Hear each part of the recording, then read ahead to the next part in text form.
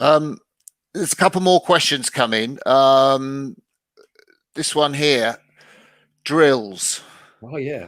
I know you did a drill. I know because I heard your chat with Rebecca. Yeah. I know you did the slaps thing in the repechage. But yeah, what do you? If I said to one of your crews, like, what's the drill? What's the couple of drills that Tony likes? What would they say? Yeah, I think I said to Rebecca in that as well, that your limitation is your imagination. So anything that makes them think outside the box and puts them into an uncomfortable position. So anything from, rowing with the arms crossed. Oh, never done that. That's a good one. To reverse feather. So take it out and don't feather that way, but feather this way, so that the face of the blade is down. And it's great fun to do that one because everybody catches crabs. And that's just skill. That's just skill acquisition.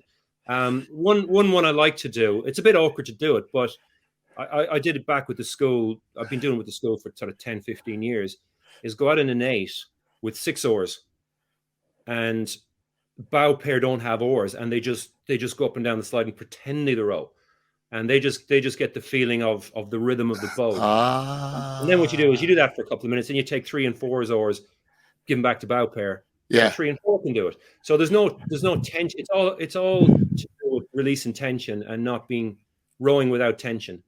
Which, again, it's a Harry Mann thing, isn't it?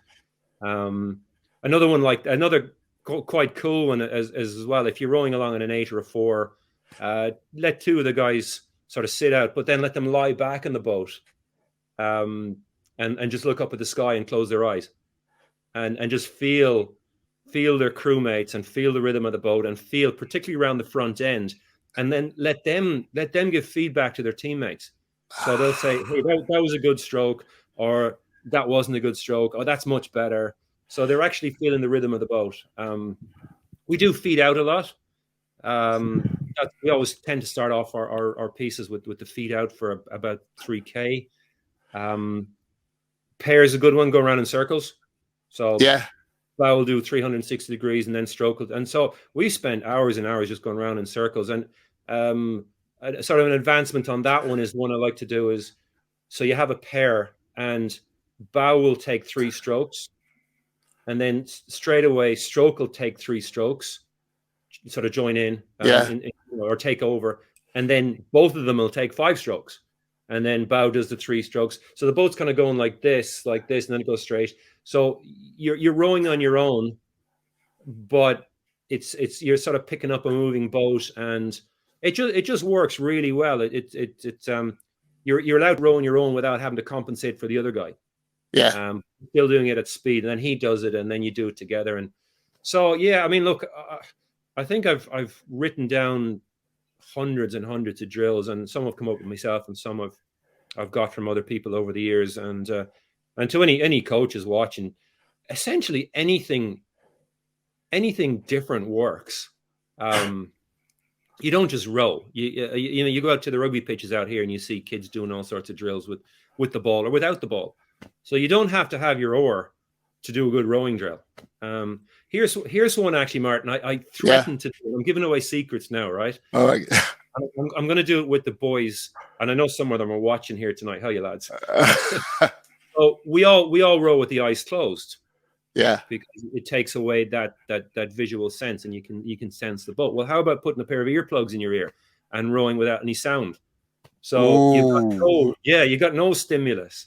I only thought of that one last year, and I never tried it because I just didn't bother to go and buy 16 earplugs. So, but something like that. Don't be afraid to try stuff. And what's the worst can happen? It doesn't do anything, or it's a bit stupid. You just have a bit of fun with it. Yeah. But yeah, I think anything to make people, because rowing's such a repetitive sport, you can do it literally with your eyes closed, you're asleep, and anything to get them out of that comfort zone and actually make them feel the boat and think about the boat. Steve Fairbairn used to say, and now you remember we talked about coaches influencing you. Yeah, Steve influenced Thor. And Steve influenced me. And if you're going to read a book about rowing, read Steve Fairbairn's. But he said you could look at 10 strokes looking at your blade was worth an hour of coaching from any coach. Oh, I So, love that. Yeah. yeah, I know. I really believe that's true, because you look at it and then you can manipulate it yourself and you can feel it.